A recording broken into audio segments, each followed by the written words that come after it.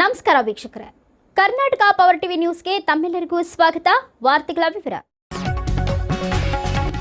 ರಾಯಚೂರು ನಗರದ ಕನ್ನಡ ಭವನದಲ್ಲಿ ದಿನಾಂಕ 14/12/2025 ಶ್ರೀ ಸಿದ್ದೇಶ್ವರ ಸಾಹಿತ್ಯ ವೇದಿಕೆಯ ವತಿಯಿಂದ ಹಮ್ಮಿಕೊಳ್ಳಲಾಗಿದ್ದ ಮತಿ ದರ್ಪಣ ಕೃತಿ ಲೋಕಾರ್ಪಣೆ ಕಾರ್ಯಕ್ರಮ ಜರುಗಿತು. ಸಸಿಗೆ ನೀರು ಹಾಕುವುದರ ಮೂಲಕ ಉದ್ಘಾಟಿಸಿ ಮಾತನಾಡಿದ ಶ್ರೀ ಜಯಲಕ್ಷ್ಮಿ ಮಂಗಳಾ ಮೂರ್ತಿಯವರು, ಸಾಹಿತ್ಯ ಒಳಗೊಳ್ಳುವ ವಸ್ತು ತುಂಬಾ ವಿಶಾಲವಾಗಿದೆ. ಅದಕ್ಕೆ ಯಾವ ಮಿತಿಯೂ ಇಲ್ಲದೆ ತನ್ನ ಪರದೆಯನ್ನ ವಿಸ್ತರಿಸುತ್ತಾ ಸಾಗುತ್ತದೆ.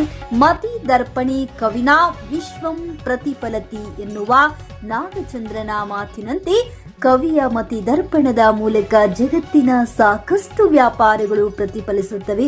ಹಾಗೆ ಶ್ರೀಮತಿ ಗಿರಿಜಾ ಮಾಲಿ ಪಾಟೀಲ್ ಕೂಡ ಉದಯೋನ್ಮುಖ ಲೇಖಕಿಯಾಗಿ ಸಾಹಿತ್ಯದ ಸಾಕಷ್ಟು ವಿಷಯಗಳಲ್ಲಿ ಆಸಕ್ತಿ ಹೊಂದಿದ್ದಾರೆ.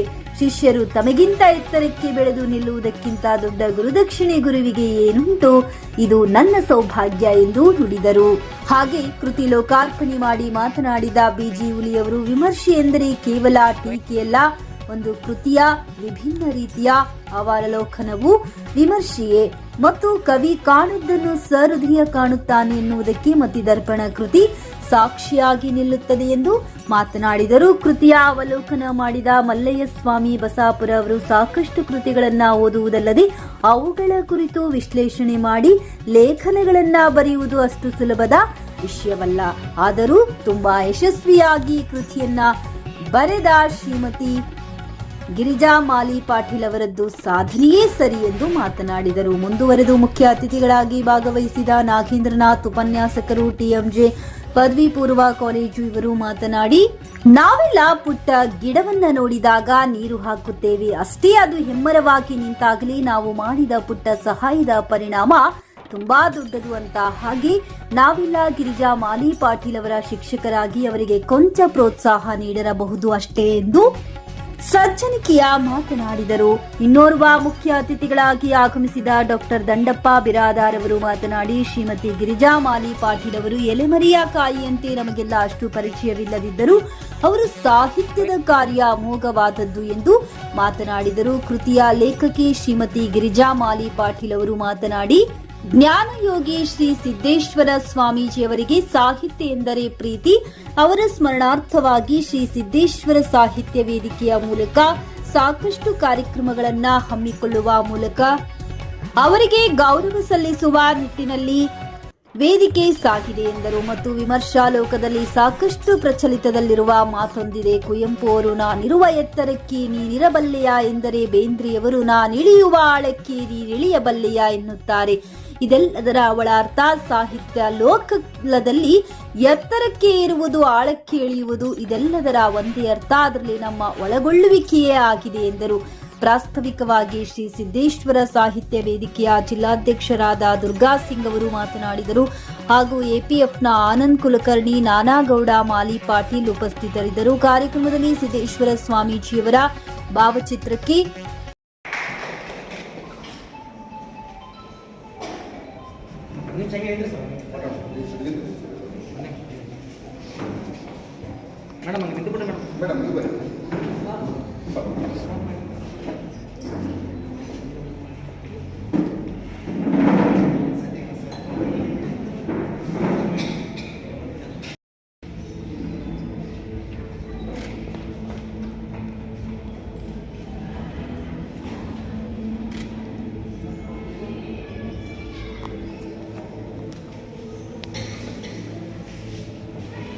ಓಕೆ.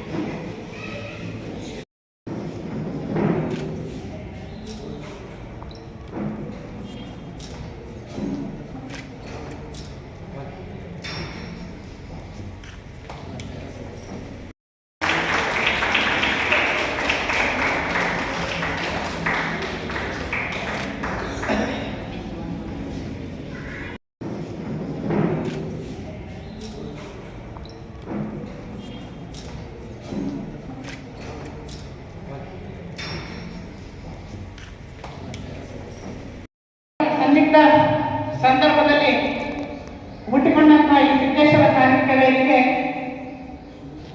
ನಾವು ಸಾಹಿತ್ಯಿಕವಾಗಿ ಕನ್ನಡ ನಾಡು ನುಡಿ ನೆಲ ಜಲ ಭಾಷೆ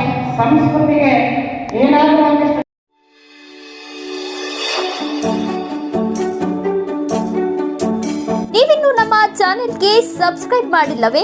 ಹಾಗಿದ್ರೆ ತಡಬೇಕೆ? ಹಿಂದೆ ಸಬ್ಸ್ಕ್ರೈಬ್ ಮಾಡಿ, ಬೆಲ್ ಐಕಾನ್ ಪ್ರೆಸ್ ಮಾಡಿ, ಶೇರ್ ಮಾಡಿ, ಕಮೆಂಟ್ ಮಾಡಿ.